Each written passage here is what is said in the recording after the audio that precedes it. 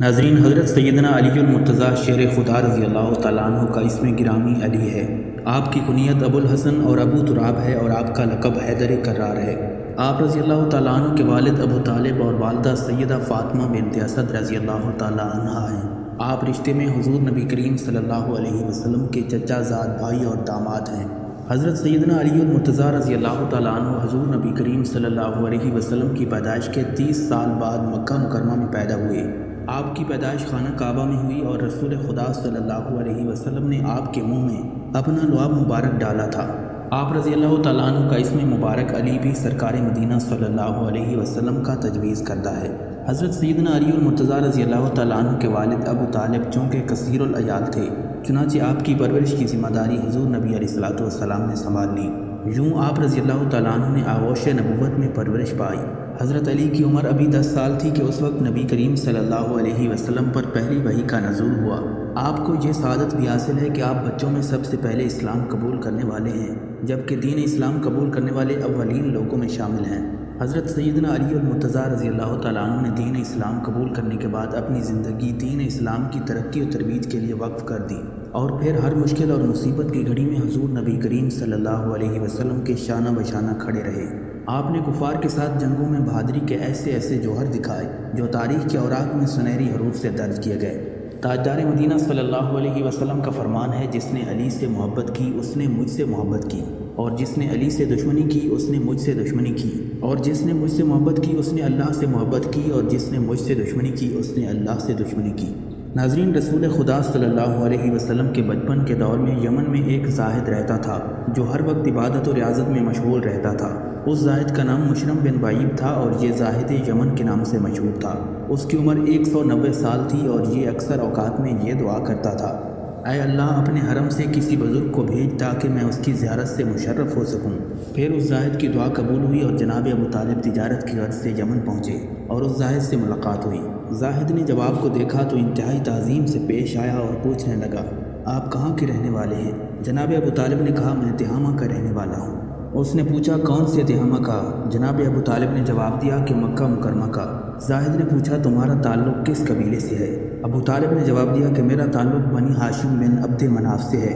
زاہد نے جب جناب ابو طالب کی بات سنی تو بے اختیار آگے بڑھ کر بوسہ لیا اور کہنے لگا، الحمدللہ میری دعا قبول ہو گئی اور مجھے حرمین شریفین کے خادم کی زیارت نصیب ہوئی۔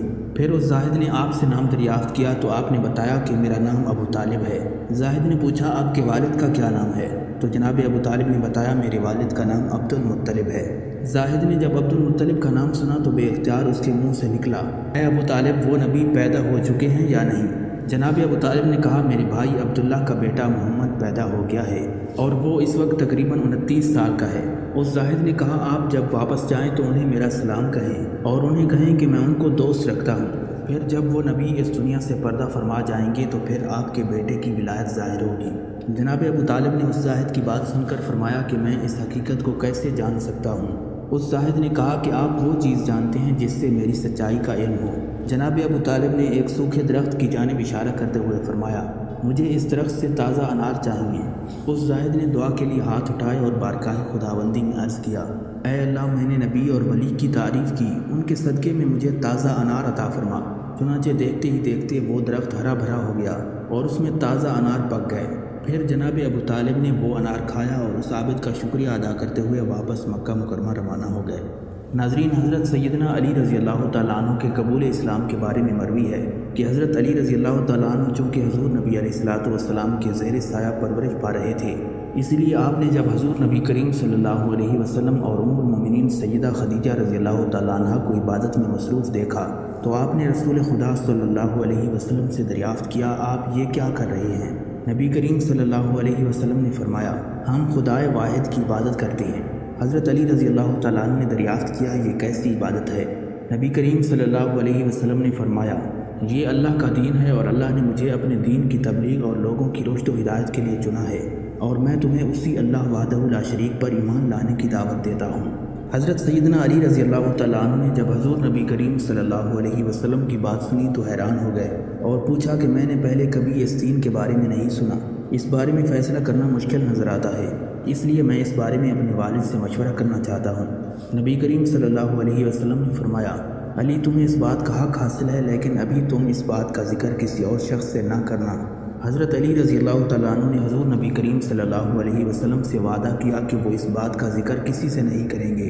چنانچہ اس رات حضرت سیدنا علی رضی اللہ تعالیٰ عنہ سونے کے لیے لیٹے تو وہ اس بات پر غور کرتے ہوئے سو گئے۔ اللہ تبارک و تعالیٰ نے آپ کے قلب کو روشنی عطا فرمائی اور آپ نے اپنے والد بزرگوار سے مشورہ کیے بغیر اگلے روز نبی علیہ السلام کی خدمت اقدس میں حاضر ہو کر ان سے عرض کیا کہ مجھے دائرہ اسلام میں داخل فرما لیں۔ پھر رسول اللہ صلی اللہ علیہ وسلم نے آپ کو کلمہ توحید پڑھایا اور آپ نے اسلام قبول کر لیا۔ ناظرین، نبی اکرم صلی اللہ علیہ وسلم نے اعلان نبوت کے بعد خفیہ طور پر اپنی تبلیغ جاری رکھی اور اس عرصے میں کئی لوگ دائرہ اسلام میں داخل ہو گئے۔ 3 سال کی خفیہ تبلیغ کے بعد اللہ تبارک و تعالیٰ نے سورہ الشعراء کی آیت نازل فرمائی، جس میں نبی علیہ السلام کو اپنے قریبی رشتہ داروں کو دعوت اسلام دینے کا حکم ہوا۔ ارشاد باری تعالیٰ ہوا، اے محبوب اپنے رشتہ داروں کو آخرت کے عذاب سے ڈرائیے۔ نبی اکرم صلی اللہ علیہ وسلم نے اس فرمان کے مطابق کوہ صفا کی چوٹی پر چڑھ کر اہل مکہ کو اسلام کی دعوت دی، لیکن وہ لوگ آپ پر غصہ ہو گئے۔ پھر آپ صلی اللہ علیہ وسلم نے ایک دعوت کا انتظام کیا جس میں عبد المطلب کے سارے بیٹے مدعو کیے گئے۔ رسول اللہ صلی اللہ علیہ وسلم نے ان سب کے سامنے توحید و رسالت کا پیغام رکھا۔ نبی علیہ السلام کی اس دعوت کو سن کر بنی عبد المطلب نے منہ پھیر لیے۔ اس وقت حضرت سیدنا علی المرتضیٰ رضی اللہ تعالیٰ عنہ کھڑے ہوئے اور بلا خوف و خطر گویا ہوئے، یا رسول اللہ صلی اللہ علیہ وسلم، بے شک میں عمر میں اس وقت چھوٹا ہوں، کمزور ہوں، مگر میں آپ کی مدد کروں گا اور جو بھی آپ سے جنگ کرے گا میں اس سے جنگ کروں گا۔ حضرت علی کی یہ بات سن کر نبی علیہ السلام نے فرمایا، اے علی تو میرا بھائی اور وارث ہے۔ حضرت علی کی کمسنی اور ان کی جسمانی کمزوری کا ابو لہب نے مذاق اڑانا شروع کر دیا، لیکن وہ بدبخت آپ کی قوت روحانی کا ادراک کرنے سے قاصر تھا۔ ناظرین، جب حضور نبی کریم صلی اللہ علیہ وسلم کو مدینہ منورہ کی جانب ہجرت کرنے کا حکم ملا تو آپ نے حضرت سیدنا علی المرتضیٰ رضی اللہ تعالیٰ عنہ سے فرمایا، اے علی مجھے ہجرت کا حکم ہو گیا اور میں ابو بکر کے ساتھ مدینہ منورہ ہجرت کرنے والا ہوں۔ میرے پاس لوگوں کی جو امانتیں ہیں وہ میں تمہارے سپرد کرتا ہوں، تم ان امانتوں کو ان کے مالکوں تک پہنچا دینا۔ مشرکین مکہ آج رات مجھے قتل کرنے کا ناپاک ارادہ رکھتے ہیں، تم میری یہ چادر اوڑھ لو اور میرے بستر پر لیٹ جاؤ۔ حضرت علی رضی اللہ تعالیٰ عنہ نے نبی علیہ السلام کا فرمان سنا تو آپ نے نبی کریم صلی اللہ علیہ وسلم کی چادر اوڑھی اور بستر پر لیٹ گئے۔ پھر سرکار مدینہ صلی اللہ علیہ وسلم خاموشی کے ساتھ گھر سے نکلے اور مشرکین مکہ کو اس کی خبر تک نہ ہوئی، اور وہ رات بھر حضور نبی کریم صلی اللہ علیہ وسلم کے گھر کا محاصرہ کیے رہے، مگر صبح کے وقت انہیں خبر ملی کہ اللہ کے نبی تو یہاں سے جا چکے ہیں۔ حضرت عبداللہ ابن عمر رضی اللہ تعالیٰ عنہ سے مروی ہے، فرماتے ہیں کہ ہجرت مدینہ کے بعد نبی کریم صلی اللہ علیہ وسلم نے انصار و مہاجرین میں بھائی چارہ قائم فرمایا۔ حضرت سیدنا علی المرتضیٰ رضی اللہ تعالیٰ عنہ نے نبی کریم صلی اللہ علیہ وسلم کی خدمت میں حاضر ہو کر عرض کیا، یا رسول اللہ صلی اللہ علیہ وسلم، آپ نے تمام صحابہ کرام کے درمیان مساوات اخوت کا رشتہ قائم کیا، لیکن میرے ساتھ ایسا کچھ معاملہ نہیں کیا۔ نبی کریم صلی اللہ علیہ وسلم نے فرمایا، اے علی تم دنیا اور آخرت میں میرے بھائی ہو۔ ناظرین، حضور نبی کریم صلی اللہ علیہ وسلم کی لاڈلی صاحبزادی خاتون جنت حضرت سیدہ فاطمہ الزہرا سلام اللہ علیہا سے نکاح کے لیے حضرت سیدنا ابو بکر صدیق اور حضرت سیدنا عمر فاروق رضی اللہ تعالیٰ عنہ نے نبی کریم صلی اللہ علیہ وسلم کو پیغام بھیجا، مگر حضور علیہ السلام نے ان دونوں صحابہ کرام کو یہی جواب دیا کہ مجھے حکم الہی کا انتظار ہے۔ ایک دن حضرت سیدنا ابو بکر صدیق اور حضرت سیدنا عمر فاروق رضی اللہ تعالیٰ عنہ محو گفتگو تھے، اور گفتگو کا موضوع تھا کہ ہمارے سمیت بے شمار شرفاء نے نبی علیہ السلام کی دختر شہزادی کونین خاتون جنت سیدہ فاطمہ الزہرا رضی اللہ تعالیٰ عنہ سے نکاح کی خواہش ظاہر کی ہے، لیکن ہم میں سے کسی کو اس بارے میں مثبت جواب نہیں ملا۔ ایک علی رہ گئے ہیں، لیکن وہ اپنی تنگ دستی کی وجہ سے خاموش ہیں۔ ہمیں ان کی حوصلہ افزائی کرنی چاہیے تاکہ وہ حضور نبی کریم صلی اللہ علیہ وسلم سے سیدہ فاطمہ الزہرا رضی اللہ تعالیٰ عنہ سے نکاح کی خواہش کریں۔ چنانچہ یہ حضرات اسی وقت حضرت سیدنا علی المرتضیٰ رضی اللہ تعالیٰ عنہ کے گھر تشریف لے گئے۔ انہیں پتہ چلا کہ حضرت علی اس وقت ایک دوست کے باغ کو پانی دینے کے لیے گئے ہوئے تھے۔ جب یہ حضرات وہاں پہنچے تو انہوں نے حضرت سیدنا علی رضی اللہ تعالیٰ عنہ کو اس بات پر قائل کر لیا کہ وہ نبی کریم صلی اللہ علیہ وسلم سے ان کی شہزادی کا رشتہ مانگیں۔ انہیں یقین ہے کہ سرکار مدینہ صلی اللہ علیہ وسلم ان کی جانثاری اور شرافت کی بنا پر انہیں اپنی شہزادی کا رشتہ دے دیں گے۔ حضرت علی رضی اللہ تعالیٰ عنہ نے ان اکابر صحابہ کرام کی تحریک پر نبی علیہ السلام کی خدمت میں حاضر ہو کر آپ سے حضرت سیدہ فاطمہ الزہرا رضی اللہ تعالیٰ عنہ سے نکاح کی خواہش کا اظہار کیا۔ نبی کریم صلی اللہ علیہ وسلم نے اسے قبول فرما لیا اور آپ سے دریافت فرمایا کہ تمہارے پاس مہر دینے کے لیے کیا ہے؟ آپ نے عرض کیا اس وقت میرے پاس صرف ایک گھوڑا اور ایک زرہ موجود ہے۔ نبی اکرم صلی اللہ علیہ وسلم نے آپ سے فرمایا تم جاؤ اور اپنی زرہ فروخت کر دو اور اس سے جو رقم ملے وہ لے کر میرے پاس آ جانا۔ حضرت علی رضی اللہ تعالیٰ عنہ نے زرہ لی اور مدینہ منورہ کے بازار میں چلے گئے۔ حضرت علی رضی اللہ تعالیٰ عنہ اپنی زرہ لے کر بازار میں کھڑے تھے کہ حضرت سیدنا عثمان غنی رضی اللہ تعالیٰ عنہ کا گزر وہاں سے ہوا۔ انہوں نے آپ سے یہاں کھڑے ہونے کی وجہ دریافت کی تو آپ نے بتایا میں یہاں اپنی زرہ فروخت کرنے کے لیے کھڑا ہوں۔ چنانچہ حضرت سیدنا عثمان غنی رضی اللہ تعالیٰ عنہ نے وہ زرہ 400 درہم میں خرید لی اور پھر وہ زرہ آپ کو تحفتاً دے دی۔ آپ نے واپس جا کر تمام ماجرا نبی کریم صلی اللہ علیہ وسلم کے گوش گزار کیا۔ نبی اکرم صلی اللہ علیہ وسلم نے حضرت عثمان غنی کا یہ اثار دیکھ کر ان کے حق میں دعائے خیر فرمائی اور زرہ کی رقم حضرت سیدنا ابو بکر صدیق کو دیتے ہوئے فرمایا کہ وہ اس سے حضرت سیدہ فاطمہ الزہرا رضی اللہ تعالیٰ عنہ کے لیے ضروری اشیاء خرید فرمائیں۔ حضرت سیدنا ابو بکر صدیق رضی اللہ تعالیٰ عنہ جب تمام اشیاء خرید کر لائے تو حضور نبی کریم صلی اللہ علیہ وسلم نے خود حضرت سیدنا علی رضی اللہ تعالیٰ عنہ اور حضرت سیدہ فاطمہ سلام اللہ علیہا کا نکاح پڑھایا۔ ناظرین، حضرت سیدہ فاطمہ الزہرا رضی اللہ تعالیٰ عنہ کی رخصتی کے بعد نبی اکرم صلی اللہ علیہ وسلم حضرت سیدنا علی رضی اللہ تعالیٰ عنہ کے گھر تشریف لے گئے اور اپنی دختر سے فرمانے لگے اے فاطمہ میں نے تمہاری شادی خاندان کے سب سے بہتر شخص سے کی ہے۔ پھر نبی کریم صلی اللہ علیہ وسلم نے دونوں کو دعا دیتے ہوئے فرمایا الہی ان دونوں میں محبت پیدا فرما، انہیں ان کی اولاد میں برکت عطا فرما، ان کو خوش نصیب بنا، ان پر اپنی رحمت نازل فرما اور ان کی اولاد کو ترقی اور پاکیزگی عطا فرما۔ ناظرین، رمضان المبارک 2 ہجری میں بدر کے مقام پر حق و باطل کا پہلا معرکہ پیش آیا۔ غزوہ بدر میں لشکر اسلام کی تعداد 313 تھی، جن کے پاس 70 اونٹ اور 3 گھوڑے تھے، جبکہ کفار کی تعداد 1000 کے قریب تھی اور ان کے پاس جنگی ساز و سامان بھی وافر موجود تھا۔ غزوہ بدر کا آغاز اس وقت کے جنگی قواعد و ضوابط کے مطابق پہلے فردن ہوا۔ میدان جنگ میں کفار کی جانب سے عتبہ بن ربیعہ اپنے بھائی شیبہ اور اپنے بیٹے ولید کے ساتھ میدان جنگ میں اترا۔ ان تینوں کے مقابلے میں حضور نبی کریم صلی اللہ علیہ وسلم نے 3 انصاری نوجوانوں کو میدان جنگ میں اتارا۔ عتبہ نے ان انصاریوں کو دیکھا تو اس نے للکار کر حضور نبی کریم صلی اللہ علیہ وسلم سے کہا آپ ہمارے مقابلے میں ہمارے بھائیوں کو میدان جنگ میں بھیج دیں، جس پر نبی علیہ الصلوۃ والسلام نے ان تینوں انصاری نوجوانوں کو واپس بلایا اور حضرت سیدنا امیر حمزہ، حضرت سیدنا علی المرتضیٰ اور حضرت عبیدہ بن حارث رضی اللہ تعالیٰ عنہ کو میدان میں بھیجا۔ حضرت عبیدہ بن حارث اس وقت ضعیف تھے اور ان کی عمر اس وقت تقریباً 80 سال تھی، لیکن آپ جذبہ جہاد سے سرشار تھے۔ آپ کا مقابلہ عتبہ سے ہوا۔ حضرت سیدنا علی المرتضیٰ رضی اللہ تعالیٰ عنہ کا مقابلہ ولید سے ہوا اور سیدنا امیر حمزہ رضی اللہ تعالیٰ عنہ کا مقابلہ شیبہ سے ہوا۔ حضرت سیدنا امیر حمزہ رضی اللہ تعالیٰ عنہ اور حضرت سیدنا علی رضی اللہ تعالیٰ عنہ نے ایک ہی وار میں اپنے مد مقابل کی گردنیں اڑا دیں۔ حضرت عبیدہ بن حارث اور عتبہ بن ربیعہ کے درمیان گھمسان کا رنگ پڑا اور حضرت عبیدہ بن حارث باوجود ضعیف ہونے کے اس کا مقابلہ بڑی بہادری سے کر رہے تھے۔ حضرت علی نے جب دیکھا کہ ان کا فیصلہ نہیں ہو رہا تو آپ نے آگے بڑھ کر عتبہ کی گردن اڑا دی، جس کے بعد باقاعدہ جنگ شروع ہو گئی۔ اللہ تبارک و تعالیٰ نے غزوہ بدر میں لشکر اسلام کی مدد فرمائی اور لشکر اسلام نے کفار کے لشکر کو شکست فاش سے دوچار کر دیا۔ ناظرین، غزوہ احد میں جب لشکر اسلام اور مشرکین آمنے سامنے ہوئے تو مشرکین کی جانب سے ابو سعد بن ابی طلحہ لشکر سے باہر نکلا اور اس نے مغرورانہ انداز میں لشکر اسلام کو للکارا، کہنے لگا کون بہادر ہے جو میرا مقابلہ کرے۔ سرکار مدینہ صلی اللہ علیہ وسلم نے حضرت سیدنا علی رضی اللہ تعالیٰ عنہ کو اشارہ کیا۔ حضرت علی نے اشارہ ملتے ہی ابو سعد بن ابی طلحہ پر لپک کر ایسا وار کیا کہ وہ گھوڑے سے نیچے گر پڑا اور اس کی شرمگاہ کھل گئی۔ آپ رضی اللہ تعالیٰ عنہ نے جب اس کو یوں بے پردہ دیکھا تو اسے چھوڑ کر واپس لوٹ گئے اور اسے مارنا مناسب نہ سمجھا۔ مدینہ منورہ کے نواح میں ایک قبیلہ بنو نذیر آباد تھا، جو ہجرت مدینہ کے بعد سے ہی قریش مکہ کے ساتھ خط و خطابت کے ذریعے اپنے روابط رکھے ہوئے تھا، اور بنو نذیر کو مدینہ منورہ میں دین اسلام کی ترقی اور فروغ سے شدید حسد تھا۔ وہ ہر وقت حضور نبی کریم صلی اللہ علیہ وسلم کو قتل کرنے کے منصوبے بناتے رہتے تھے۔ غزوہ احد کے موقع پر عبداللہ بن ابی سلول منافق، جس نے لشکر اسلام کے ساتھ غداری کی تھی اور اپنے 300 ساتھیوں کے ساتھ میدان جنگ سے فرار ہو گیا تھا، بنو نذیر کے ہاں مقیم تھا۔ نبی اکرم صلی اللہ علیہ وسلم نے غزوہ احد کے بعد بنو نذیر کو ان کی سازشوں اور عبداللہ بن ابی سلول منافق کو اس کے دھوکے کی سزا دینے کے لیے لشکر اسلام کے ہمراہ بنو نذیر کا محاصرہ کر لیا۔ بنو نذیر قلعہ بند ہو گئے اور لشکر اسلام کا یہ محاصرہ 15 دن تک جاری رہا۔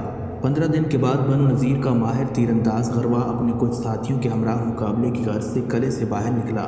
حضرت علی رضی اللہ تعالیٰ عنہ نے نبی کریم صلی اللہ علیہ وسلم کے حکم پر اس کا مقابلہ کیا اور اس کا سر قلم کر کے نبی علیہ السلام کے قدموں میں ڈال دیا۔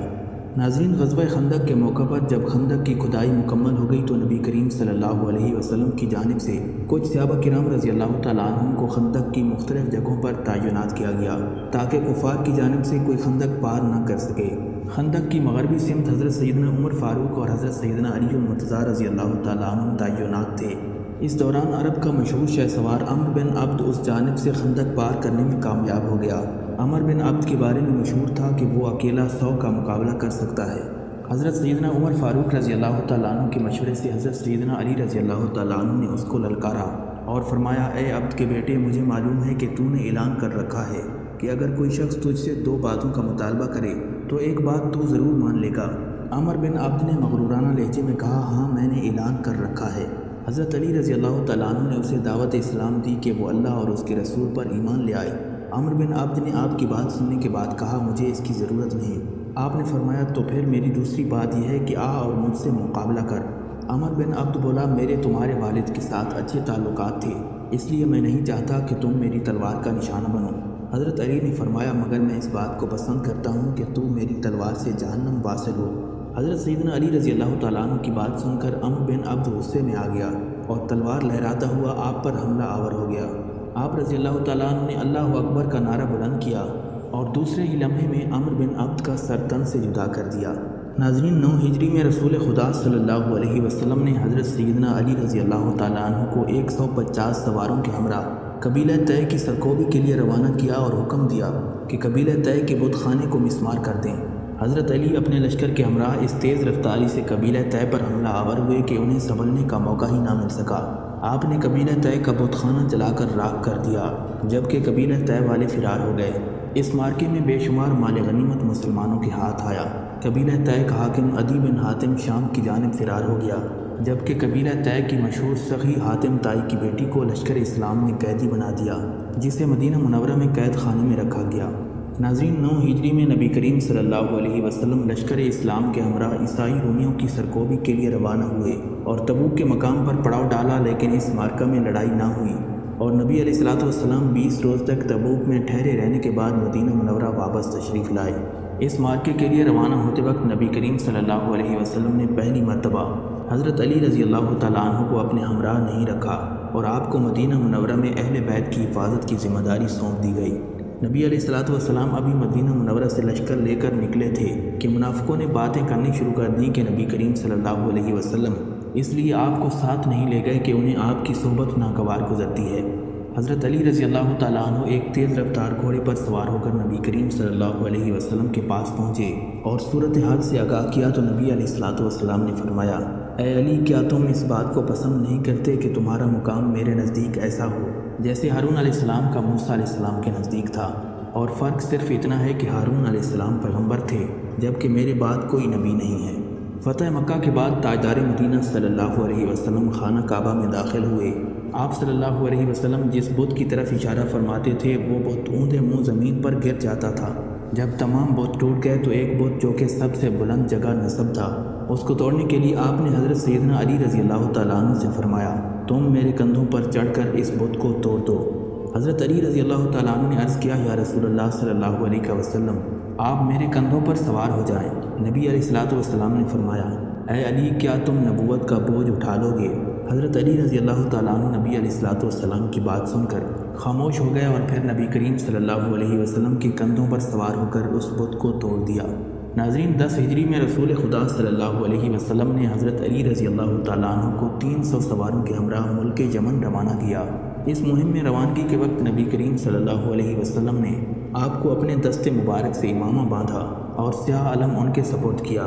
آپ نے عرض کیا، یا رسول اللہ صلی اللہ علیہ وسلم، آپ مجھے اہل کتاب کے پاس بھیج رہے ہیں، میں جوان ہوں، ان لوگوں کے متعلق فیصلہ کرنا میرے لیے مشکل ہوگا۔ نبی کریم صلی اللہ علیہ وسلم نے آپ کے سینے مبارک پر ہاتھ رکھا اور دعا فرمائی، اے رب ذوالجلال، علی کے سینے کو کشادہ فرما کر اس کی زبان راست کو بنا دے اور اس کے دل کو نور ہدایت سے منور فرما دے۔ حضرت علی رضی اللہ تعالیٰ عنہ ملک یمن روانہ ہو گئے اور لوگوں کو دعوت حق دی، جس کو اہل یمن نے قبول کر لیا۔ یوں آپ کی تبلیغی کاوشوں سے بے شمار لوگ دائرہ اسلام میں داخل ہو گئے۔ ناظرین، ایک دن حضرت جبریل علیہ السلام ایک طباق لے کر آئے جو جنت کے سیبوں سے لبریز تھا۔ حضرت جبریل علیہ السلام نے طباق حضور نبی کریم صلی اللہ علیہ وسلم کے سامنے رکھ کر عرض کیا، یا رسول اللہ صلی اللہ علیہ وسلم، آپ اس میں سے اس شخص کو عنایت فرمائیں جو آپ کو پیارا ہو۔ یہ طباق ایک نورانی خوان پوش سے ڈھکا ہوا تھا۔ حضور نبی کریم صلی اللہ علیہ وسلم نے اپنا ہاتھ اس طباق میں داخل کر کے ایک سیب نکالا۔ دیکھتے کیا ہے کہ اس کی ایک جانب لکھا ہوا تھا، یہ خدا کا تحفہ ہے ابو بکر صدیق کے لیے۔ اس کی دوسری جانب یہ عبارت لکھی ہوئی تھی کہ ابو بکر صدیق سے بغض رکھنے والا بے دین ہے۔ پھر حضور علیہ السلام نے دوسرا سیب اٹھایا۔ اس کے ایک طرف تو یہ لکھا تھا کہ یہ خدائے وہاب کا تحفہ ہے عمر بن خطاب کے لیے، اور دوسری جانب یہ لکھا تھا کہ عمر بن خطاب کا دشمن جہنمی ہے۔ پھر حضور علیہ السلام نے تیسرا سیب اٹھایا جس کے ایک جانب یہ لکھا تھا، یہ خدائے منان و حنان کا تحفہ ہے عثمان بن عفان کے لیے، اور دوسری طرف یہ لکھا تھا کہ عثمان کا دشمن رحمان کا دشمن ہے۔ پھر نبی علیہ السلام نے طباق میں سے چوتھا سیب اٹھایا جس کے ایک جانب لکھا تھا، یہ خدائے غالب کا تحفہ ہے علی ابن ابی طالب کے لیے، اور دوسری جانب لکھا تھا، علی کا دشمن خدا کا دوست نہیں۔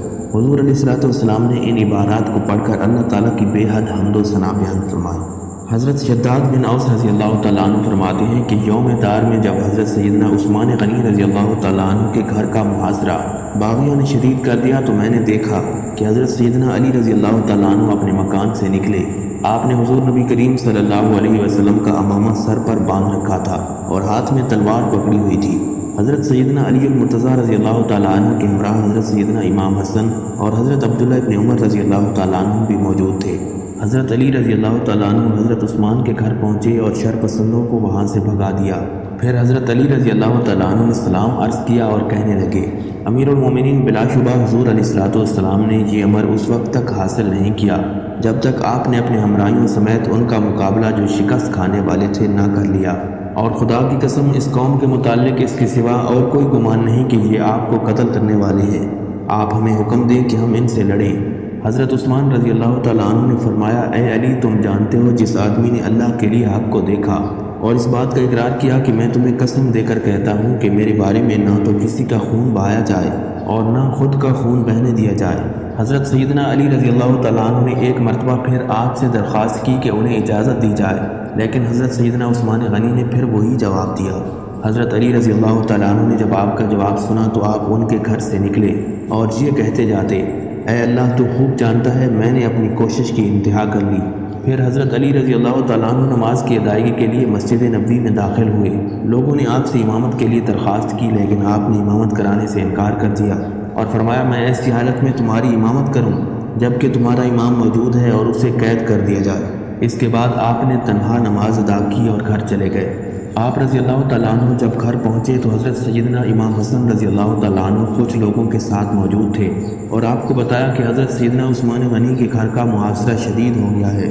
حضرت علی نے یہ سن کر فرمایا، یہ باغی انہیں شہید کر دیں گے۔ لوگوں نے پوچھا، اے ابو الحسن، آپ حضرت عثمان کو قتل کیے جانے کے بعد کس مقام پر دیکھتے ہیں؟ حضرت علی نے فرمایا، میں ان کو جنت کے باغات میں دیکھتا ہوں۔ لوگوں نے پوچھا، اے ابو الحسن، ان باغیوں کا کیا انجام ہوگا؟ حضرت سیدنا علی رضی اللہ تعالیٰ عنہ نے فرمایا، یہ سب آگ اور ذلت کے گڑھوں میں ہوں گے۔ حضرت سعد بن ابی وقاص رضی اللہ تعالیٰ عنہ فرماتے ہیں کہ حضور نبی کریم صلی اللہ علیہ وسلم مکہ مکرمہ سے واپس مدینہ منورہ تشریف لا رہے تھے۔ آپ نے غدیر خم کے مقام پر اپنے تمام صحابہ کرام کو جمع کیا اور فرمایا، تمہارا ولی کون ہے؟ صحابہ کرام نے 3 مرتبہ جواب میں کہا کہ ہمارے ولی اللہ اور اس کے رسول ہیں۔ حضور علیہ السلام نے ارشاد فرمایا، جس کا ولی اللہ اور اس کا رسول ہے اس کا ولی علی بھی ہے۔ حضرت ابو طفیل رضی اللہ تعالیٰ عنہ سے روایت ہے، حضرت سیدنا علی رضی اللہ تعالیٰ عنہ نے لوگوں کو جمع کیا اور ان سے پوچھا، تمہیں یاد ہے حضور علیہ السلام نے غدیر خم والے دن اللہ اور اس کے رسول سے میرے بارے میں کیا فرمایا تھا؟ مجمع میں 30 افراد نے بآواز بلند کہا کہ حضور علیہ السلام نے فرمایا تھا، جس کا مولا میں ہوں علی بھی اس کا مولا ہے۔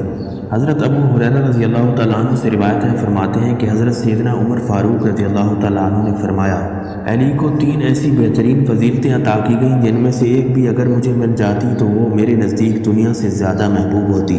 لوگوں نے پوچھا، وہ 3 فضیلتیں کون سی ہیں؟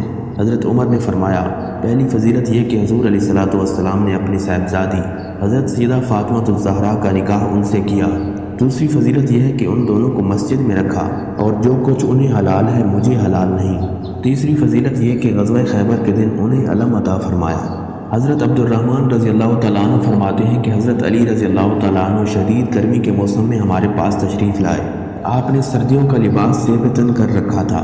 ہم نے آپ سے دریافت کیا کہ اتنی شدید گرمی میں آپ نے سردیوں کا لباس زیب تن فرما رکھا ہے۔ آپ نے فرمایا خیبر کے موقع پر جب میری آنکھیں دکھتی تھیں تو حضور علیہ الصلوۃ والسلام نے اپنا لعاب دہن میری آنکھوں میں لگایا اور یہ دعا فرمائی کہ اے اللہ علی سے گرمی اور سردی کو دور فرما دے۔ چنانچہ اس دن کے بعد مجھے گرمی اور سردی کی تکلیف نہ رہی۔ حضرت علی رضی اللہ تعالیٰ عنہ ایک مرتبہ بیمار ہو گئے تو حضور علیہ الصلوۃ والسلام آپ کی عیادت کے لیے تشریف لائے اور آپ کو اپنی چادر میں لے کر دعا فرمائی جس سے آپ تندرست ہو گئے۔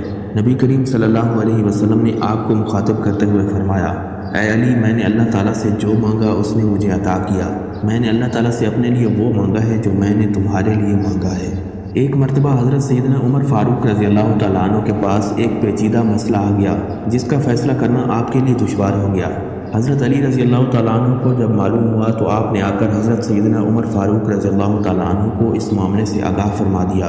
حضرت سیدنا عمر فاروق رضی اللہ تعالیٰ عنہ نے حضرت علی رضی اللہ تعالیٰ عنہ کے احسان کو تسلیم کرتے ہوئے فرمایا، اگر آج علی نہ ہوتا تو عمر ہلاک ہو جاتا۔ حضرت علی رضی اللہ تعالیٰ عنہ ایک مرتبہ اپنی زوجہ سیدہ فاطمہ الزہرا سے ناراض ہو گئے اور مسجد میں جا کر فرش پر لیٹ گئے جس سے آپ کے جسم مبارک کو مٹی لگ گئی۔ اس دوران نبی کریم صلی اللہ علیہ وسلم سیدہ فاطمہ الزہرا رضی اللہ تعالیٰ عنہ سے ملنے گئے تو آپ کو پتہ چلا کہ حضرت سیدنا علی رضی اللہ تعالیٰ عنہ ناراض ہو کر مسجد میں چلے گئے ہیں۔ نبی علیہ الصلوۃ والسلام آپ کو لینے کے لیے مسجد میں پہنچے تو آپ سو رہے تھے اور آپ کے جسم پر مٹی لگی ہوئی تھی۔ نبی کریم صلی اللہ علیہ وسلم نے آپ کو مخاطب کرتے ہوئے فرمایا، اے ابو تراب اٹھ۔ حضرت سیدنا علی رضی اللہ تعالیٰ عنہ نے حضور علیہ الصلوۃ والسلام کی بات سنی تو اٹھ کھڑے ہوئے۔ چنانچہ اس دن سے آپ کی کنیت ابو تراب مشہور ہو گئی اور آپ کو اپنی یہ کنیت بے حد عزیز تھی۔ ناظرین، حضرت انطرہ رضی اللہ تعالیٰ عنہ سے روایت ہے، فرماتے ہیں کہ میں حضرت سیدنا علی المرتضیٰ رضی اللہ تعالیٰ عنہ کی خدمت میں حاضر ہوا۔ آپ کے پاس آپ کے غلام قمبر نے آ کر کہا، امیر المومنین، آپ ایک ایسے آدمی ہیں کہ کچھ بھی باقی نہیں چھوڑتے۔ آپ کے گھر والوں کا بھی اس مال میں حصہ ہے اور میں نے آپ کے واسطے کچھ مال چھپا رکھا ہے۔ حضرت سیدنا علی المرتضیٰ رضی اللہ تعالیٰ عنہ نے فرمایا، وہ کیا ہے؟ قمبر نے کہا، چلیے اور دیکھ لیجئے کہ وہ کیا ہے۔ پھر قمبر آپ کو ایک مکان میں لے گیا جہاں ایک بڑے برتن میں سونے اور چاندی کے زیورات بھرے ہوئے تھے۔ حضرت سیدنا علی رضی اللہ تعالیٰ عنہ نے اسے دیکھا تو قمبر سے فرمایا، تجھے ماں گم کرے، تم نے ارادہ کیا تھا کہ میرے گھر میں آپ داخل ہو۔ پھر آپ رضی اللہ تعالیٰ عنہ نے اس کا وزن کروایا اور اس کو تقسیم فرما دیا۔ حضرت سیدنا علی رضی اللہ تعالیٰ عنہ شب بیدار اور عبادت گزار تھے۔ آپ رضی اللہ تعالیٰ عنہ کو عبادت میں اس قدر خشوع و خضوع حاصل تھا کہ آپ نماز کے لیے کھڑے ہوتے تو اپنے ارد گرد کی کچھ خبر نہ رہتی، یہاں تک کہ جسم پر ہونے والی کسی واردات کی خبر بھی نہ ہوتی۔ ایک مرتبہ آپ رضی اللہ تعالیٰ عنہ کو تیر لگ گیا جو جسم میں اتنی گہرائی تک چلا گیا کہ اس کا نکالنا مشکل ہو گیا۔ آپ نے فرمایا، جب میں نماز کے لیے کھڑا ہوں گا تو تم اس تیر کو نکال لینا۔ چنانچہ آپ نماز کے لیے کھڑے ہوئے اور اس تیر کو نکال دیا گیا، یہاں تک کہ آپ نے اف تک نہ کی۔ ناظرین، روایات میں آتا ہے کہ ایک مرتبہ حضرت سیدنا علی المرتضیٰ رضی اللہ تعالیٰ عنہ نماز کے لیے کھڑے تھے کہ آپ کے گھر کو آگ لگ گئی۔ آگ اس قدر پھیل گئی کہ یہ خطرہ لاحق ہو گیا کہ کہیں آپ جل نہ جائیں۔ لوگ برابر آپ کو آوازیں دیتے رہے مگر آپ اپنے ارد گرد کے ماحول سے بے خبر نماز کی ادائیگی میں مصروف رہے۔ جب آپ نے نماز ختم کی تو پھر معلوم ہوا کہ آپ کے گھر کو آگ لگ گئی تھی۔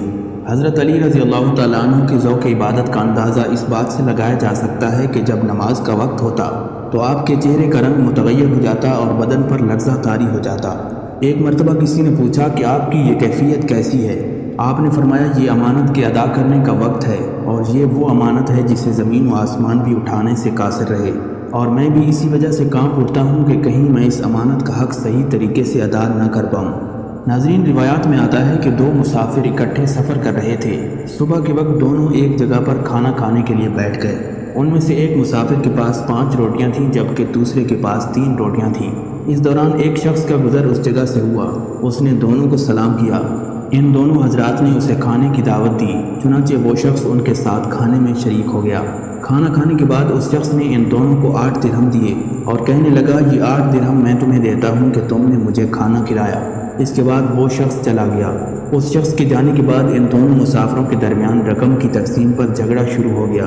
جس شخص کی 5 روٹیاں تھیں وہ کہتا تھا کہ میرے پاس 5 روٹیاں تھیں اس لیے 5 درہم میرے ہیں، جبکہ دوسرا کہتا تھا کہ نہیں، رقم دونوں میں برابر تقسیم ہونی چاہیے۔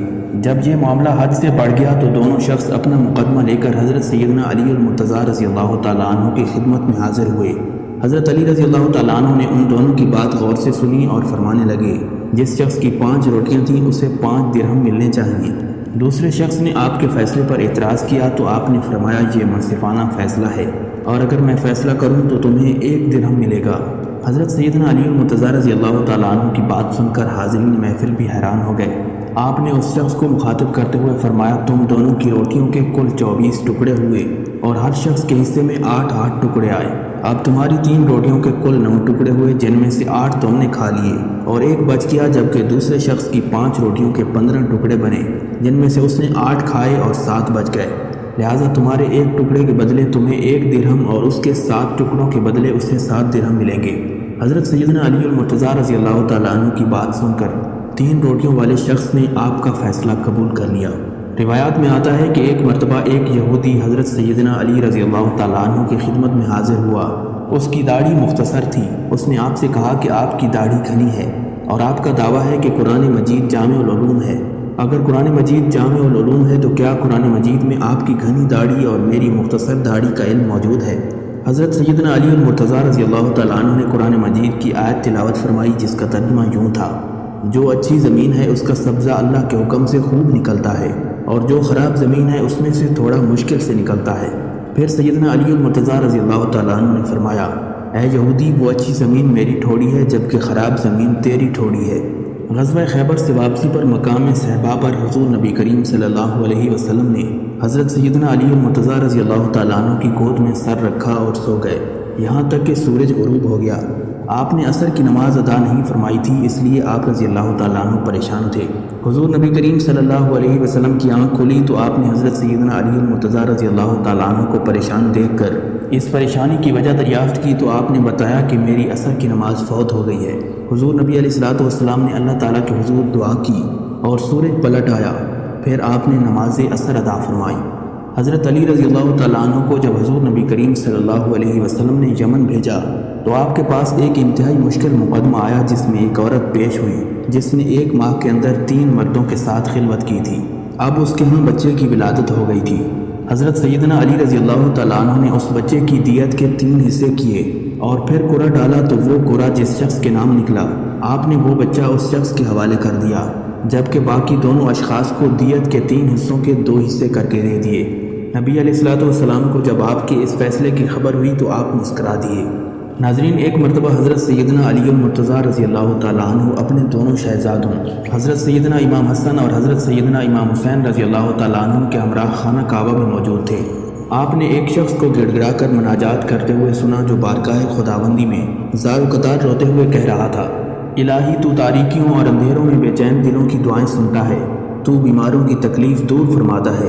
اے حرم کعبہ کے مالک، تو کبھی نہیں سویا جبکہ تیرے گھر کے ارد گرد رہنے والے تمام سو گئے۔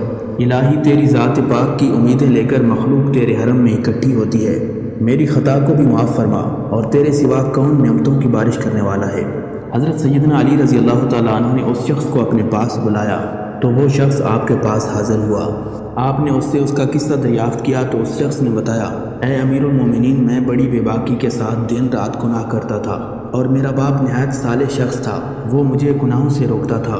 ایک دن میں نے اپنے باپ کی نصیحتوں سے تنگ آ کر اپنے باپ کو مارا، جس پر میرے باپ نے حرم کعبہ میں آ کر میرے حق میں بد دعا کی، اور اس کے بعد مجھ پر فالج کا حملہ ہو گیا۔ میں زمین پر گھسٹ گھسٹ کر چلنے لگا۔ پھر میں نے اپنے باپ سے رو رو کر معافی مانگی تو انہوں نے مجھے معاف کر دیا اور کہا کہ حرم کعبہ چلو، میں وہاں جا کر تمہارے حق میں دعا کرتا ہوں، اللہ تعالیٰ تمہیں صحت کاملہ عطا فرمائے۔ چنانچہ میں اپنے باپ کے ہمراہ حرم کعبہ کے لیے روانہ ہوا۔ راستے میں میرا باپ اونٹنی سے گر گیا اور فوت ہو گیا۔ اب میں تنہا حرم کعبہ میں اپنی صحت یابی کے لیے اللہ تعالیٰ کے حضور دعائیں مانگتا ہوں۔ آپ رضی اللہ تعالیٰ عنہ نے اس شخص کی بات سننے کے بعد فرمایا، اگر تیرا باپ تجھ سے خوش ہو گیا تو اللہ تعالیٰ بھی تجھ سے خوش ہو گیا۔ اس شخص نے قسم کھا کر کہا کہ میرا باپ مجھ سے خوش ہو گیا تھا۔ حضرت سیدنا علی المرتضیٰ رضی اللہ تعالیٰ عنہ نے اس شخص کی بات سننے کے بعد 2 رکعت نماز ادا کی اور پھر اس کے حق میں دعائے خیر فرمائی، جس کے بعد وہ شخص تندرست ہو گیا۔ آپ نے فرمایا، اگر تیرا باپ تجھ سے راضی نہ ہوتا تو میں تیرے لیے ہرگز دعا نہ کرتا۔ حضرت علی رضی اللہ تعالیٰ عنہ نے خلافت کے زمانے میں کوفہ میں قیام کے دوران ایک شخص کو بلایا اور اس سے فرمایا کہ وہ فلاں مکان میں جائے اور وہاں جا کر ایک مرد اور عورت آپس میں جھگڑا کر رہے ہیں، انہیں لے کر میرے پاس آئے۔ جب وہ دونوں آپ کی خدمت میں حاضر ہوئے تو آپ نے دریافت کیا تم دونوں کیوں جھگڑ رہے تھے؟ مرد نے کہا امیر المومنین میرا اس عورت سے کل نکاح ہوا تھا، رات کو جب میں اس کے نزدیک جانے لگا تو مجھے اس سے نفرت ہو گئی، جس پر ہمارے درمیان جھگڑا شروع ہو گیا۔ حضرت سیدنا علی المرتضیٰ رضی اللہ تعالیٰ عنہ نے حاضرین محفل کو جانے کا حکم دیا۔ جب تمام حاضرین محفل چلے گئے تو آپ نے اس عورت سے پوچھا تم اس مرد کو جانتی ہو؟ اس عورت نے کہا کہ میں کل سے پہلے اسے نہیں جانتی تھی۔ آپ نے فرمایا تم اب اسے جان لو گی، لیکن تمہیں وعدہ کرنا ہوگا کہ تم جھوٹ نہیں بولو گی۔ اس عورت نے آپ سے وعدہ کر لیا۔ حضرت سیدنا علی رضی اللہ تعالیٰ عنہ نے فرمایا تم فلاں شخص کی بیٹی ہو اور تمہارا نام یہ ہے۔ عورت نے اس بات کا اقرار کر لیا۔ آپ نے فرمایا تم جوانی میں بہت خوبصورت تھیں اور تمہارا چچا زاد بھائی تم پر جان چھڑکتا تھا اور تم بھی اس سے محبت کرتی تھی۔ اس عورت نے اس بات کا بھی اقرار کر لیا۔ آپ نے فرمایا ایک دن تم دونوں نے زنا کیا جس سے تم حاملہ ہو گئی، تمہاری ماں نے تمہاری پردہ پوشی کی اور تم نے خفیہ طور پر ایک بچہ جنا جسے تم نے ایک دیوار کے نیچے ڈال دیا۔ جب تم اس بچے کو چھوڑ کر جانے لگی تو ایک کتا اس بچے کی جانب لپکا جسے تم نے پتھر مار دیا اور وہ پتھر کتے کی بجائے اس بچے کے سر میں لگا اور وہ زخمی ہو گیا۔ تم نے اس بچے کا سر اپنے دوپٹے سے باندھا اور وہاں سے چلی گئیں۔ اس کے بعد تم نے اس بچے کی کچھ خبر نہ لی۔ اس عورت نے اعتراف کر لیا کہ اس سے یہ فعل سرزد ہوا تھا اور اس نے ایک بچہ جنا تھا جسے اس نے دیوار کے نیچے ڈال دیا تھا۔ حضرت سیدنا علی المرتضیٰ رضی اللہ تعالیٰ عنہ نے فرمایا اس بچے کو فلاں قبیلے والے اٹھا کر لے گئے تھے اور اس کی پرورش کی تھی۔ وہ بچہ جوان ہونے کے بعد دوبارہ واپس اسی شہر میں آ گیا اور اب تمہارے سامنے کھڑا ہے۔ پھر آپ نے اس شخص کو حکم دیا کہ وہ اپنا سر کھولے۔ اس شخص نے جب اپنا سر کھولا تو اس کے ماتھے پر زخم کا نشان موجود تھا۔ آپ رضی اللہ تعالیٰ عنہ نے فرمایا یہ تمہارا خاوند نہیں بیٹا ہے اور اللہ تبارک و تعالیٰ نے تم دونوں کو حرام کاری سے بچا لیا ہے۔ حضرت سعید بن مسیب رحمۃ اللہ علیہ سے مروی ہے، فرماتے ہیں کہ ہم حضرت سیدنا علی رضی اللہ تعالیٰ عنہ کے ہمراہ جنت البقیع تشریف لے گئے۔ حضرت علی رضی اللہ تعالیٰ عنہ نے اہل قبور کو مخاطب کرتے ہوئے بآواز بلند سلام کیا اور ان لوگوں سے ان کے حالات دریافت فرمائے۔ قبروں سے وعلیکم السلام کی آوازیں بلند ہوئیں اور اہل قبور نے آپ سے اپنے گھر والوں کے حالات دریافت کیے۔ آپ نے فرمایا تمہاری بیویوں نے نکاح کر لیے، تمہارے مال کو وارثوں نے تقسیم کر دیا، تمہارے چھوٹے بچے یتیم ہونے کے بعد در بدر پھرنے لگے، تمہارے مضبوط اور اونچے محلوں میں تمہارے دشمن آرام سے زندگی بسر کرنے لگے۔ آپ رضی اللہ تعالیٰ عنہ کے جواب میں اہل قبور نے کہا امیر المومنین ہماری خبر یہ ہے کہ ہمارے کفن پرانے ہو کر پھٹ گئے اور ہم نے جو کچھ دنیا میں خرچ کیا وہ یہاں پا لیا، اور ہم جو کچھ دنیا میں چھوڑ کر آئے تھے ہمیں اس میں خسارہ اٹھانا پڑا۔ حضرت سیدنا امام جعفر صادق علیہ السلام سے مروی ہے، فرماتے ہیں کہ ایک مرتبہ حضرت سیدنا علی رضی اللہ تعالیٰ عنہ ایک ایسی دیوار کے نیچے بیٹھے مقدمے کا فیصلہ فرما رہے تھے جو کمزور تھی۔ لوگوں نے آپ سے کہا کہ یہ دیوار کمزور ہے، آپ یہاں سے اٹھ جائیں، لیکن آپ نے فرمایا کہ مقدمے کی کارروائی جاری رکھو، اللہ تبارک و تعالیٰ بہترین محافظ ہے۔ چنانچہ مقدمے کی کارروائی جاری رہی۔ جب آپ نے مقدمے کا فیصلہ سنا دیا اور وہاں سے اٹھ کر چلے گئے تو وہ دیوار گر پڑی۔ ناظرین، حضرت سیدنا علی رضی اللہ تعالیٰ عنہ کا ایک حبشی غلام تھا جو نہایت محب اور وفادار تھا۔ ایک مرتبہ اس نے چوری کر لی۔ لوگوں نے اسے پکڑ کر آپ کی خدمت میں پیش کیا جہاں اس نے اپنے جرم کا اعتراف کر لیا۔ آپ رضی اللہ تعالیٰ عنہ نے اس کا ہاتھ کاٹ دیا۔ جب وہ اپنے گھر روانہ ہوا تو راستے میں اس کی ملاقات حضرت ابن القوا رضی اللہ تعالیٰ عنہ سے ہوئی۔ انہوں نے جب پوچھا کہ تمہارا ہاتھ کیسے کٹا تو اس نے بتایا میں نے چوری کی تھی۔ ابن القوا نے پوچھا تمہارا ہاتھ کس نے کاٹا؟ اس نے کہا کہ میرا ہاتھ امیر المومنین نے کاٹا ہے۔ ابن القوا نے کہا کہ انہوں نے تمہارا ہاتھ کاٹا لیکن تم ان کا تذکرہ خیر سے کرتے ہو۔ اس غلام نے کہا انہوں نے میرا ہاتھ حق کے ساتھ کاٹا ہے اور مجھے جہنم کے عذاب سے بچا لیا ہے۔ ابن القوا رضی اللہ تعالیٰ عنہ نے حضرت علی رضی اللہ تعالیٰ عنہ کی خدمت میں حاضر ہو کر تمام ماجرا بیان کیا۔ آپ رضی اللہ تعالیٰ عنہ نے اپنے اس غلام کو طلب فرمایا اور اس کا کٹا ہوا ہاتھ اس کی کلائی پر رکھ کر رومال سے باندھ دیا اور دعا فرمائی۔ پھر جب رومال کھولا تو اس کا ہاتھ دوبارہ جڑ چکا تھا اور ایسا معلوم ہوتا تھا کہ ہاتھ کبھی نہ کٹا ہو۔ ایک مرتبہ دریائے فرات میں سخت طغیانی آ گئی جس سے سیلاب آ گیا اور تمام کھیت پانی میں ڈوب گئے۔ لوگوں نے حضرت سیدنا علی رضی اللہ تعالیٰ عنہ کی خدمت میں حاضر ہو کر تمام ماجرا بیان کیا۔ آپ رضی اللہ تعالیٰ عنہ اٹھے، حضور نبی علیہ الصلوۃ والسلام کا جبہ مبارک اور امامہ شریف پہنا اور چادر زیب تن فرمائی، گھوڑے پر سوار ہو کر دریائے فرات کی جانب روانہ ہو گئے۔ آپ کے ہمراہ حسنین، کریمین اور دیگر لوگ بھی موجود تھے۔ دریائے فرات پر پہنچ کر آپ نے اپنے عصا سے دریائے فرات کی جانب اشارہ کیا جس سے دریا کا پانی کم ہونا شروع ہو گیا، یہاں تک کہ لوگوں نے شور مچایا کہ امیر المومنین بس کیجئے، اتنا کافی ہے۔ ایک مرتبہ ایک شخص حضرت سیدنا علی رضی اللہ تعالیٰ عنہ کی خدمت میں حاضر ہوا اور کہنے لگا، امیر المومنین، میں سفر پر جانا چاہتا ہوں لیکن مجھے جنگلی درندوں سے ڈر لگتا ہے۔ آپ نے اپنی انگوٹھی اس شخص کو دیتے ہوئے فرمایا، جب بھی تمہارے نزدیک کوئی درندہ آئے تم اسے میری انگوٹھی دکھا دینا اور کہنا کہ یہ حضرت علی کی انگوٹھی ہے۔ چنانچہ وہ شخص سفر پر روانہ ہوا۔ راستے میں ایک خونخوار درندہ اس پر حملہ آور ہو گیا۔ اس شخص نے اس درندے کو حضرت سیدنا علی المرتضیٰ رضی اللہ تعالیٰ عنہ کی انگوٹھی دکھائی اور کہا کہ یہ حضرت سیدنا علی رضی اللہ تعالیٰ عنہ کی انگوٹھی ہے۔ بس اتنا ہی کہنا تھا کہ وہ درندہ آپ کی انگوٹھی دیکھ کر بھاگ گیا۔ ناظرین، مقام صفین پر حضرت سیدنا علی رضی اللہ تعالیٰ عنہ کا گزر لشکر سمیت ایک ایسی جگہ سے ہوا جہاں پانی دستیاب نہیں تھا۔ لشکر نے آپ سے پانی کی نایابی پر شکوہ کیا تو آپ نے ایک جانب جا کر فرمایا، یہاں کھدائی کرو۔ اس جگہ زمین کی کھدائی شروع ہوئی لیکن ایک بھاری پتھر سامنے آ گیا۔ حضرت سیدنا علی رضی اللہ تعالیٰ عنہ نے آگے بڑھ کر اس پتھر کو ایک ہی جھٹکے میں باہر نکال دیا۔ جیسے ہی وہ پتھر نکلا وہاں سے پانی کا ایک چشمہ جاری ہو گیا۔ آپ کے لشکر نے اور جانوروں نے سیر ہو کر وہ پانی پی لیا۔ جب لشکر نے اپنی تمام مشقیں پانی سے بھر لی تو حضرت سیدنا علی رضی اللہ تعالیٰ عنہ نے دوبارہ پتھر اسی جگہ پر رکھ دیا جس سے پانی کا وہ چشمہ بند ہو گیا۔ شیر خدا رضی اللہ تعالیٰ عنہ کی یہ کرامت دیکھ کر قریب واقع ایک گرجا کا پادری آپ کی خدمت میں حاضر ہوا۔ اس نے درخواست کی کہ مجھے دائرہ اسلام میں داخل فرمائیں۔ حضرت سیدنا علی رضی اللہ تعالیٰ عنہ نے فرمایا، تم ابھی تک مسلمان کیوں نہیں ہوئے؟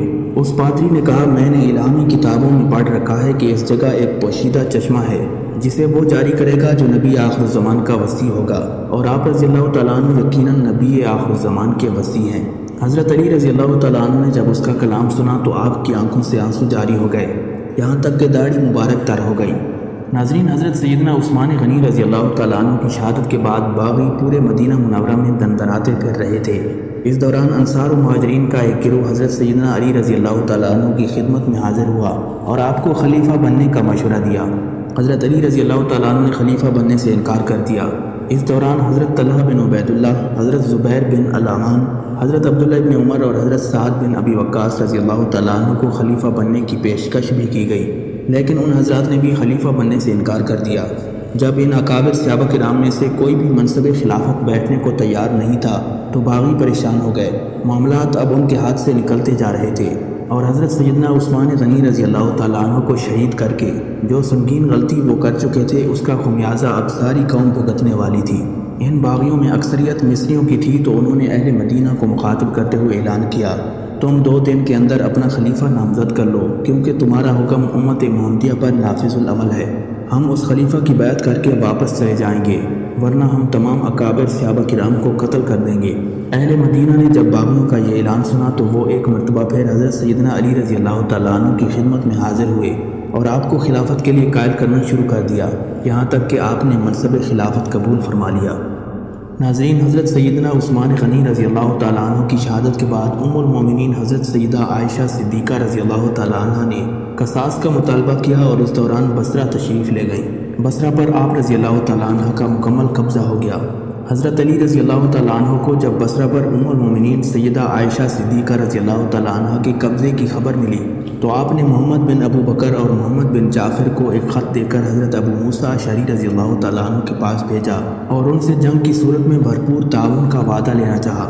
حضرت ابو موسیٰ اشعری رضی اللہ تعالیٰ عنہ نے حضرت علی رضی اللہ تعالیٰ عنہ کا پیغام ملنے کے بعد ان کے ساتھ تعاون کرنے سے انکار کر دیا اور کہا کہ جنگ کے لیے نکلنا دنیا کی راہ ہے اور بیٹھے رہنا آخرت کی راہ ہے۔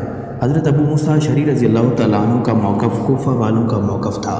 حضرت ابو موسیٰ اشعری رضی اللہ تعالیٰ عنہ نے کہا کہ اگر جنگ ضروری ہے تو قاتلین عثمان سے کی جائے کیونکہ انہوں نے حضرت سیدنا عثمان غنی رضی اللہ تعالیٰ عنہ کو ناحق شہید کیا۔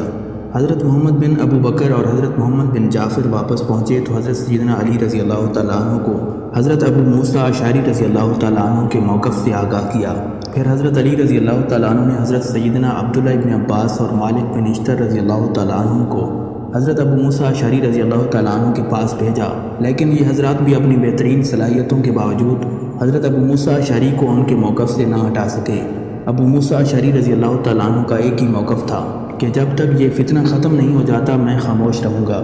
حضرت سیدنا علی رضی اللہ تعالیٰ عنہ نے اس وفد کی ناکامی کے بعد اپنے صاحبزادے حضرت سیدنا امام حسن اور حضرت عمار بن یاسر رضی اللہ تعالیٰ عنہ کو کوفہ بھیجا۔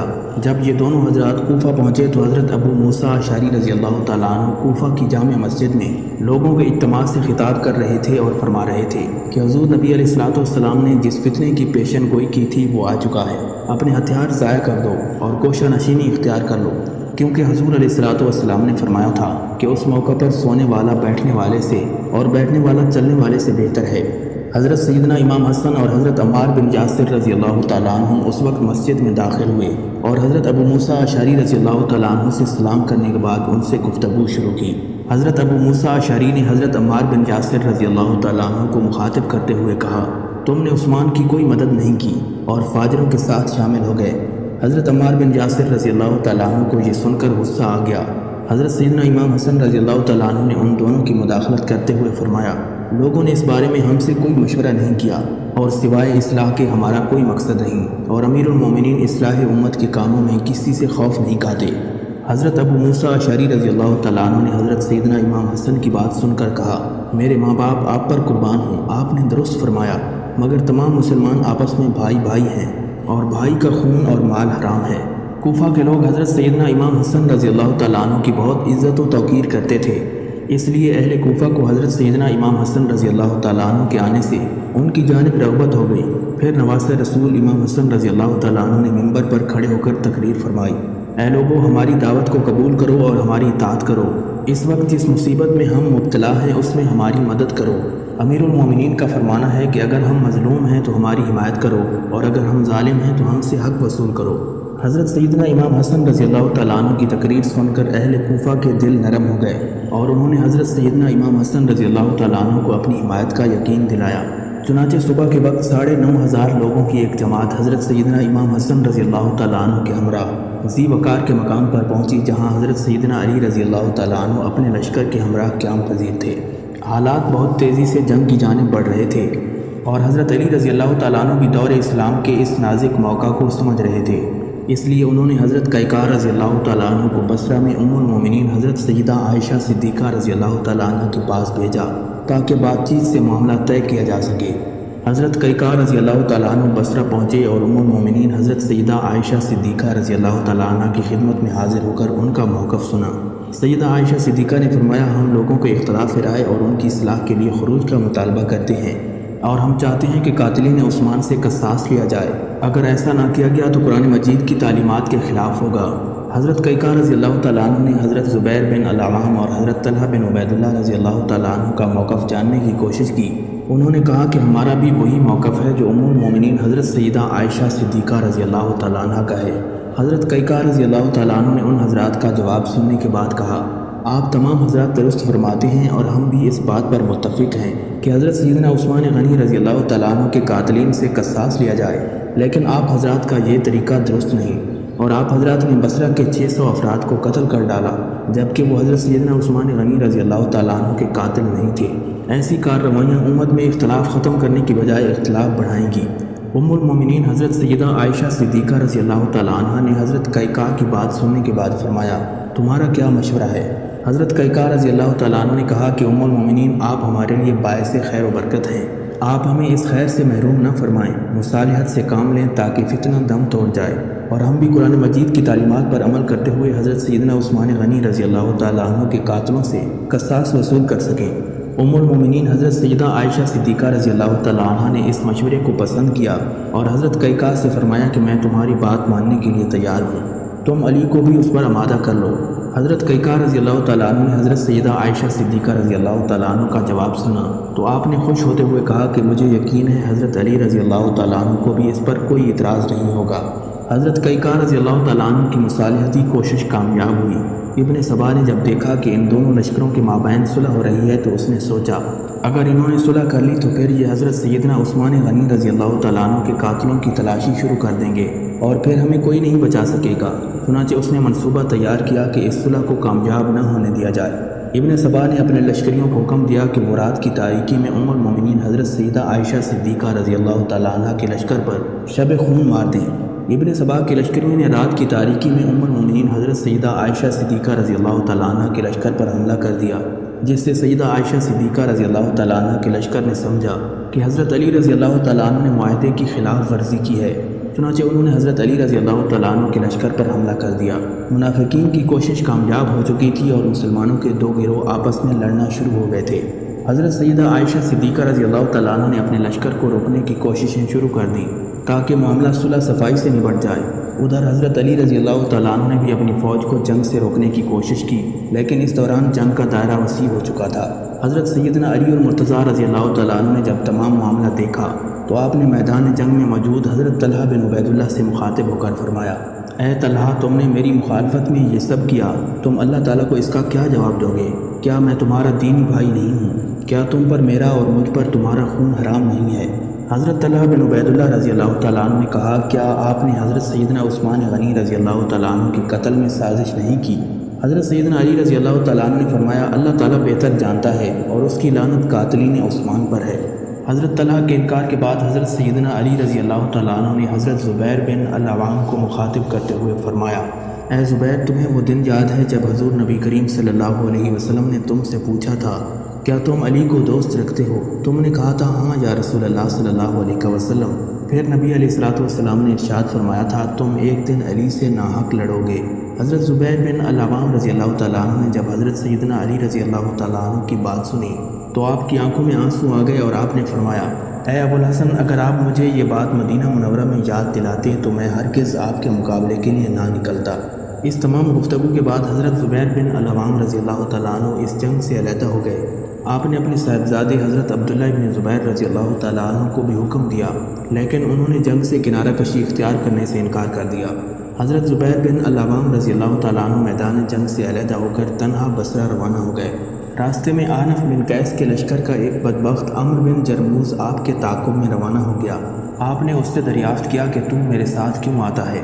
اس نے کہا، مجھے آپ سے ایک مسئلہ پوچھنا ہے۔ آپ نے فرمایا، میں نماز کی ادائیگی کے بعد تیرے سوال کا جواب دوں گا۔ یہ کہہ کر آپ نماز کے لیے کھڑے ہو گئے اور اس بدبخت نے آپ کو شہید کر دیا اور حضرت سیدنا علی رضی اللہ تعالیٰ عنہ کی خدمت میں حاضر ہوا۔ حضرت علی رضی اللہ تعالیٰ عنہ کو جب خادم نے عمرو بن جرموز کے آنے کی خبر دی تو آپ نے فرمایا، اس بدبخت کو جہنم کی بشارت کے ساتھ اندر آنے کی اجازت دو۔ عمرو بن جرموز جب حضرت سیدنا علی رضی اللہ تعالیٰ عنہ کی خدمت میں حاضر ہوا تو آپ نے اس کے ہاتھ میں حضرت زبیر بن العوام کی تلوار دیکھ کر فرمایا، اے بدبخت، یہ وہ تلوار تھی جو عرصہ دراز تک حضور نبی کریم صلی اللہ علیہ وسلم کی حفاظت فرماتی رہی۔ عمرو بن جرموز نے جب حضرت سیدنا علی رضی اللہ تعالیٰ عنہ کا کلام سنا تو آپ کو بھی برا بھلا کہنا شروع کر دیا اور پھر اپنے پیٹ میں تلوار مار کر خودکشی کر لی۔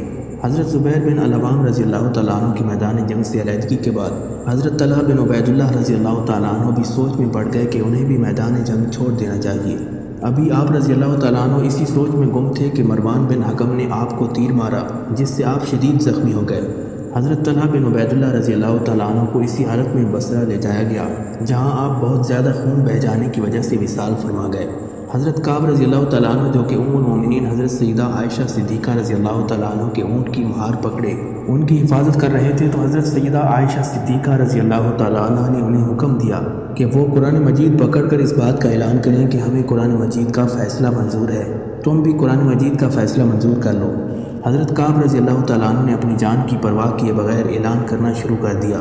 ابن سبا نے جب دیکھا کہ حالات ایک مرتبہ پھر قابو میں آنے والے ہیں تو اس نے اپنے ساتھیوں کو تیروں کی بارش کرنے کا حکم دے دیا، جس سے ام المومنین حضرت سیدہ عائشہ صدیقہ رضی اللہ تعالیٰ عنہ کے بے شمار جانثار شہید ہو گئے۔ ام المومنین حضرت سیدہ عائشہ صدیقہ رضی اللہ تعالیٰ عنہ کی حفاظت کرنے والے باری باری شہید ہوتے جا رہے تھے۔ حضرت علی رضی اللہ تعالیٰ عنہ نے جب دیکھا کہ جنگ میں کمی کی بجائے شدت آتی جا رہی ہے تو آپ نے سوچا کہ اگر کسی طرح جنگ نہ روکی گئی تو بہت سے اکابر صحابہ کرام شہید ہو جائیں گے۔ چنانچہ آپ رضی اللہ تعالیٰ عنہ نے آگے بڑھ کر حضرت سیدہ عائشہ صدیقہ رضی اللہ تعالیٰ عنہ کے اونٹ کی کونچیں کاٹ ڈالی جس سے ناکا نیچے گر پڑا۔ آپ نے حضرت محمد بن ابی بکر کو حکم دیا کہ تم اپنی ہمشیرہ اور ام المومنین حضرت سیدہ عائشہ صدیقہ کی حفاظت کرو تاکہ انہیں کچھ نقصان نہ پہنچے۔ چنانچہ حضرت محمد بن ابو بکر نے حضرت سیدہ عائشہ صدیقہ رضی اللہ تعالیٰ عنہ کو اٹھایا اور عماری کے مقام پر تشریف لے گئے جہاں قریب کوئی دوسرا شخص موجود نہیں تھا۔ سیدہ عائشہ صدیقہ رضی اللہ تعالیٰ عنہ کے اونٹ کے بیٹھتے ہی جنگ کا زور کم ہونا شروع ہو گیا اور کچھ دیر بعد جنگ ختم ہو گئی۔ جنگ کے ختم ہوتے ہی حضرت علی رضی اللہ تعالیٰ عنہ ام المومنین حضرت سیدہ عائشہ صدیقہ رضی اللہ تعالیٰ عنہ کی خدمت میں حاضر ہوئے اور ان سے حال دریافت کیا۔ بعد ازاں دونوں فریقین کے مابین صلح کا معاہدہ طے پایا۔ آپ نے ام المومنین سیدہ عائشہ صدیقہ کو بصرہ کی 40 عورتوں اور حضرت محمد بن ابو بکر کے ہمراہ بصرہ روانہ کر دیا۔ آپ رضی اللہ تعالیٰ عنہ ام المومنین سیدہ عائشہ صدیقہ کو پہلی منزل تک چھوڑنے خود آئے اور دوسری منزل تک حضرت سیدنا امام حسن رضی اللہ تعالیٰ عنہ نے چھوڑا۔ ام المومنین سیدہ عائشہ صدیقہ رضی اللہ تعالیٰ عنہ بصرہ میں کچھ عرصہ قیام کرنے کے بعد مکہ مکرمہ تشریف لے گئیں، جہاں حج کی ادائیگی کے بعد آپ رضی اللہ تعالیٰ عنہ دوبارہ مدینہ منورہ تشریف لے گئیں۔ حضرت علی رضی اللہ تعالیٰ عنہ جنگ جمل کے بعد بصرہ روانہ ہوئے، جہاں لوگ جوک در جوک آپ سے بیعت کے لیے حاضر ہونے لگے۔ آپ نے حضرت سیدنا عبداللہ ابن عباس رضی اللہ تعالیٰ عنہ کو بصرہ کا گورنر مقرر فرمایا اور خود کوفہ تشریف لے گئے۔ آپ رضی اللہ تعالیٰ عنہ نے کوفہ جانے کے بعد اسے دارالخلافہ مقرر کیا اور اس بات کا اعلان کیا کہ تمام امور خلافت اب مدینہ منورہ کی بجائے کوفہ سے انجام دیے جائیں گے۔ اس دوران انتظامی امور میں آپ نے مختلف تبدیلیاں فرمائیں۔ مدائن پر یزید بن قیس کو گورنر مقرر کیا گیا، خراسان پر خالد بن قاس کو گورنر مقرر کیا گیا، موصل اور شام سے متصل دیگر علاقوں پر اشتر نخی اور اصفہان پر محمد بن سلیم کو گورنر مقرر کیا گیا۔ حضرت اسبغ رضی اللہ تعالیٰ عنہ سے مروی ہے، فرماتے ہیں کہ ایک مرتبہ حضرت سیدنا علی رضی اللہ تعالیٰ عنہ کے ہمراہ ہمارا گزر اس جگہ سے ہوا جہاں آج کل حضرت سیدنا امام علی مقام امام حسین کا مزار موجود ہے۔ آپ نے فرمایا ان قریب یہاں آل رسول کا ایک قافلہ قیام کرے گا، اس جگہ ان کے اونٹ بندھے ہوئے ہوں گے اور اسی میدان میں اہل بیت کے جوانوں کو شہید کیا جائے گا۔ یہ جگہ شہیدوں کا مدفن ہوگی اور زمین و آسمان ان لوگوں پر روئیں گے۔ حضرت علی رضی اللہ تعالیٰ عنہ کی خدمت میں ایک شخص رہتا تھا جو آپ کی خبریں آپ کے مخالفین کو پہنچاتا تھا اور جاسوسی کا کام انجام دیتا تھا۔ ایک دن آپ نے اس سے فرمایا تو میری خبریں میرے دشمنوں کو پہنچاتا ہے۔ اس نے انکار کر دیا اور قسمیں کھانا شروع کر دیں۔ آپ نے اس کو یوں جھوٹ پر دلیر دیکھا تو فرمایا اگر تو جھوٹا ہے تو اللہ تعالیٰ تیری آنکھوں کی بینائی واپس لے لے۔ ابھی آپ نے یہ فرمایا ہی تھا کہ وہ شخص چلانا شروع ہو گیا اور اس کی آنکھوں کی بینائی جاتی رہی۔ ناظرین، حضرت علی رضی اللہ تعالیٰ عنہ کے مقابلے میں نہروان میں خارجیوں کو شکست فاش ہوئی تھی۔ اس جنگ میں جو خارجی بچ نکلنے میں کامیاب ہو گئے تھے انہوں نے حضرت سیدنا علی رضی اللہ تعالیٰ عنہ، حضرت امیر معاویہ اور حضرت عمر بن العاص رضی اللہ تعالیٰ عنہ کے قتل کا منصوبہ بنایا۔ ان خارجیوں کا سردار ابن ملجم تھا۔ ابن ملجم نے حضرت سیدنا علی رضی اللہ تعالیٰ عنہ کی شہادت کی حامی بھری۔ عمر بن بکر تمیمی نے حضرت عمر بن العاص رضی اللہ تعالیٰ عنہ کی شہادت کی حامی بھری، جبکہ برق بن عبداللہ تمیمی نے حضرت امیر معاویہ کو شہید کرنے کی حامی بھر لی۔ چنانچہ انہوں نے اپنے اس ناپاک ارادے کے لیے 17 رمضان المبارک بوقت فجر کا وقت طے کیا اور اپنے ان مذموم ارادوں کے لیے روانہ ہو گئے۔ ناظرین، حضرت سیدنا علی رضی اللہ تعالیٰ عنہ پر قاتلانہ حملے کے لیے ابن ملجم کوفہ پہنچا۔ ابن ملجم مصر کا رہنے والا تھا اور اس نے کوفہ جا کر اپنے حامیوں کو اکٹھا کرنا شروع کر دیا جو نہروان میں بچ گئے تھے۔ اس دوران اس نے اپنا راز کسی سے بیان نہ کیا۔ ایک دن اس کی ملاقات شبیب بن شجرہ سے ہوئی جو اسے اپنے مطلب کا آدمی لگا۔ ابن ملجم نے جب اسے اپنے منصوبے سے آگاہ کیا تو اس نے ابن ملجم کو برا بھلا کہنا شروع کر دیا، لیکن ابن ملجم نے اسے لالچ دے کر اپنے ساتھ شامل کر لیا۔ اس دوران ابن ملجم کی نظر بنو تمیم کی ایک حسین دوشیزہ پر پڑی اور وہ اسے دیکھتے ہی اس پر مر مٹا۔ اس حسینہ نے ابن ملجم کو پہچان لیا اور اس کو اپنے پاس بلایا۔ ابن ملجم جب اس کے پاس پہنچا تو اس نے اس شرط پر ابن ملجم سے نکاح کی حامی بھری کہ وہ اسے 3000 درہم، ایک غلام، ایک لونڈی اور حضرت سیدنا علی رضی اللہ تعالیٰ عنہ کا کٹا ہوا سر مہر میں دے گا تو وہ اس سے نکاح کر لے گی۔ ابن ملجم نے کہا اسے آخری شرط منظور ہے، باقی کی شرائط وہ پوری کرنے پر قادر نہیں۔ بنو تمیم کی اس دوشیزہ نے حامی بھری۔ ابن ملجم نے اس دوشیزہ سے کہا کہ وہ اسے اپنے قبیلے کا کوئی قابل اعتماد آدمی دے تاکہ وہ اپنے اس منصوبے کو پائے تکمیل تک پہنچا سکے۔ اس دوشیزہ نے وردان نامی ایک شخص کو ابن ملجم کے ساتھ کر دیا۔ 17 رمضان المبارک بروز جمعہ فجر کے وقت ابن ملجم اپنے دونوں ساتھیوں شبیب اور وردان کے ہمراہ جامع مسجد کوفہ پہنچا۔ یہ تینوں لوگ مسجد کے ایک کونے میں چھپ گئے۔ جس وقت حضرت علی رضی اللہ تعالیٰ عنہ نماز فجر کے لیے تشریف لائے تو اس وقت شبیب نے آگے بڑھ کر حضرت سیدنا علی رضی اللہ تعالیٰ عنہ پر پہلا وار کیا۔ شبیب کے بعد ابن ملجم آگے بڑھا اور اس نے آپ پر دوسرا وار کر دیا۔ وردان نے یہ دیکھا تو بھاگ کھڑا ہوا۔ شبیب بھی وار کرنے کے بعد بھاگ نکلا جبکہ ابن ملجم پکڑا گیا۔ وردان نے جب اس کا ذکر اپنے دوستوں سے کیا تو انہوں نے اسے قتل کر دیا۔ حضرت سیدنا علی المرتضیٰ رضی اللہ تعالیٰ عنہ نے اپنے بھانجے حضرت ام ہانی کے بیٹے حضرت جودہ رضی اللہ تعالیٰ عنہ کو نماز پڑھانے کا حکم دیا۔ اس دوران سورج طلوع ہو چکا تھا۔ لوگ آپ کو زخمی حالت میں گھر لے گئے۔ ابن ملجم کو آپ کی خدمت میں پیش کیا گیا تو آپ نے اس بدبخت سے پوچھا کہ تجھے کس چیز نے مجھے مارنے پر آمادہ کیا؟ ابن ملجم نے آپ کے سوال کو نظر انداز کرتے ہوئے کہا، میں نے اس تلوار کو 40 دن تک تیز کیا اور اللہ سے دعا کی کہ اس سے وہ شخص مارا جائے جو خلق خدا کے لیے شر کا باعث ہو۔ حضرت سیدنا علی المرتضیٰ رضی اللہ تعالیٰ عنہ نے فرمایا، میں دیکھ رہا ہوں کہ تو اس تلوار سے مارا جائے گا۔ اس کے بعد آپ نے حاضرین محفل بالخصوص اپنے فرزند حضرت سیدنا امام حسن کو مخاطب کرتے ہوئے فرمایا، اگر میں جاں بر نہ ہو سکا تو تم قصاص کے طور پر اسی تلوار کے ایک ہی وار سے اسے قتل کر ڈالنا۔ حضرت سیدنا امام حسن رضی اللہ تعالیٰ عنہ نے جب والد بزرگوار حضرت سیدنا علی رضی اللہ تعالیٰ عنہ کو زخمی حالت میں دیکھا تو رو پڑے۔ آپ نے پوچھا، اے حسن تو کیوں روتا ہے؟ امام حسن نے عرض کیا، والد بزرگوار میں اس بات پر کیوں نہ روؤں کہ آپ دنیا کے آخری دن اور آخرت کے پہلے دن میں ہیں۔ آپ نے فرمایا، میرے پیارے بیٹے، میری 4 باتوں کو یاد رکھنا، یہ تمہیں کبھی نقصان نہیں پہنچائیں گی۔ نمبر 1، تمام دولت سے زیادہ بڑی دولت عقل ہے۔ نمبر 2، سب سے بڑی محتاجی حماقت ہے۔ نمبر 3، سب سے زیادہ وحشت خود بینی ہے۔ نمبر 4، سب سے بہتر چیز اخلاق حسنہ ہے۔ 4 باتیں مزید یہ ہیں کہ خود کو احمق کی دوستی سے بچانا، کیونکہ وہ تیرے ساتھ نفع کا ارادہ کرے گا اور نقصان پہنچائے گا۔